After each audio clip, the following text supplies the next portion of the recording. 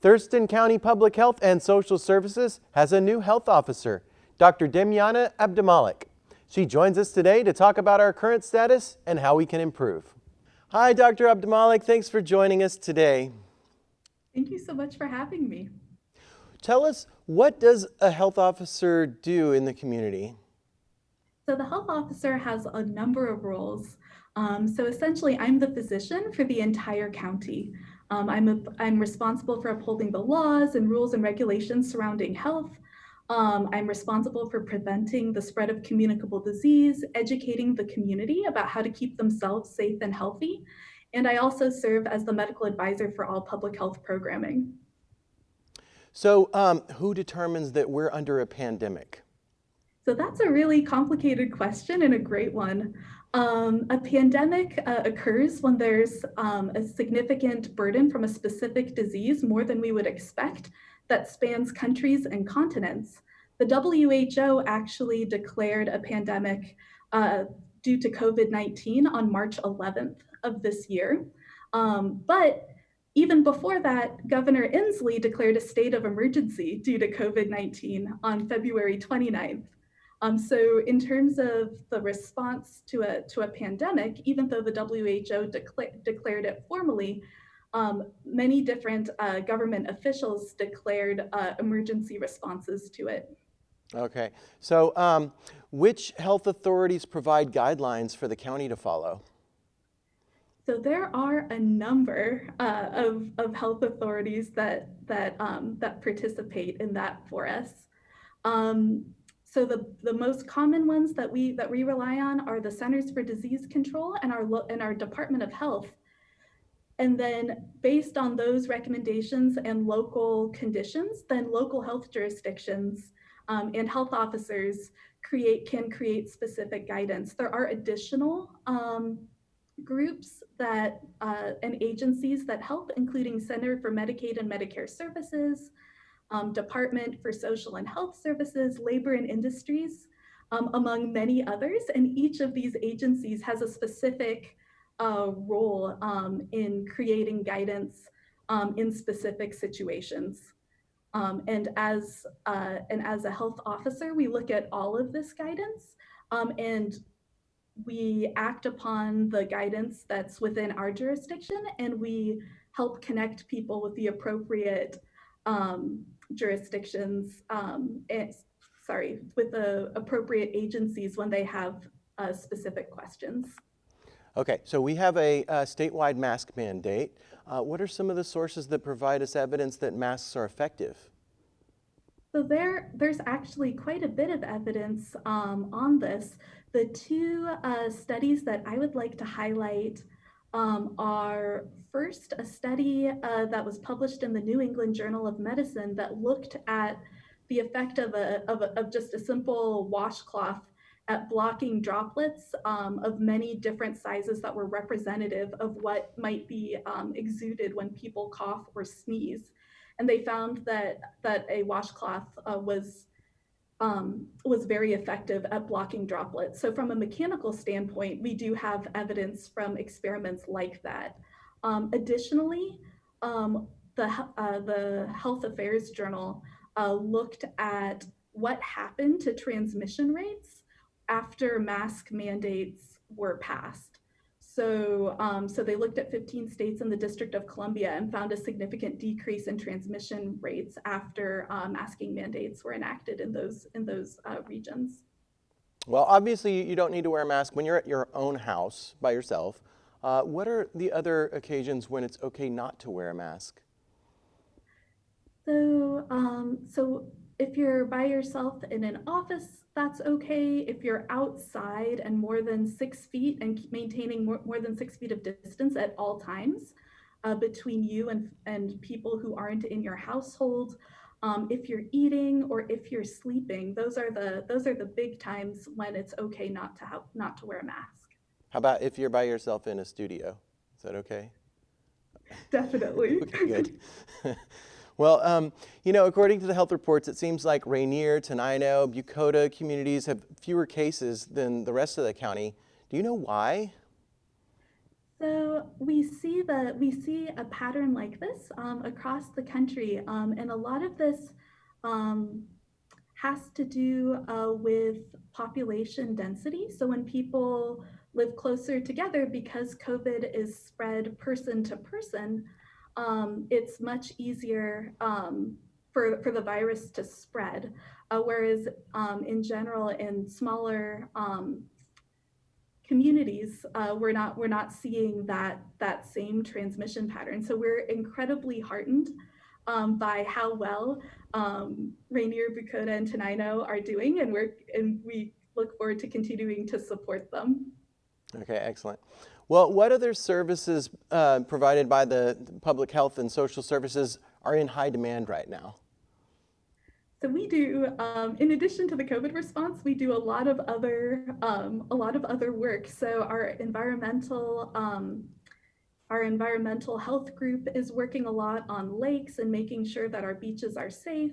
We're working on vaccinations for the upcoming school year. Our maternal and child health folks are working with pregnant women and new moms. And so we have there's a lot going on in our department, in addition to emergency response and preparedness, that that that hasn't stopped due to the COVID response. Mm-hmm. Has anything gotten more challenging? Just need for more, I don't know, services in regards to mental health, things like that? So the response. So while we are dedicating a lot of our response to COVID, our teams actually have been able to perform testing and sampling and continue protecting the health and safety of our community just as they had before the pandemic. So we've been very fortunate that while the pandemic creates challenges with regards to physical distancing, needing to maintain physical distancing, and as well as provide guidance on masking and distancing and hygiene to different folks in our community. We're just so fortunate that it hasn't impacted our ability to continue the rest of our mission. Okay, excellent.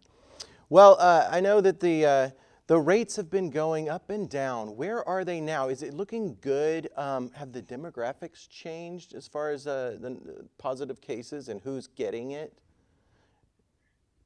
So in terms of our cases, so there are many factors that we look at. The two ones that I want to highlight here are our cases per 100,000 over 14 days, and that has seen a steady decline in recent weeks. So now we're at 44.4 as of yesterday noon cases per 100,000 over the last 14 days. And the percent of our COVID-19 tests that we're sending out that are positive is 2.8%. So for reference, the goal for phase 3 is less than 25 for cases per 100,000 over 14 days and less than 2%. However, this is a significant improvement from where we were at the beginning of the month.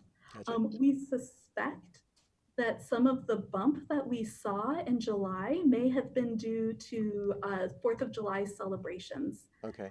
And so looking into Labor Day weekend, how well we physically distance and mask and avoid crowds is really going to shape what our response is going to need to be going into fall.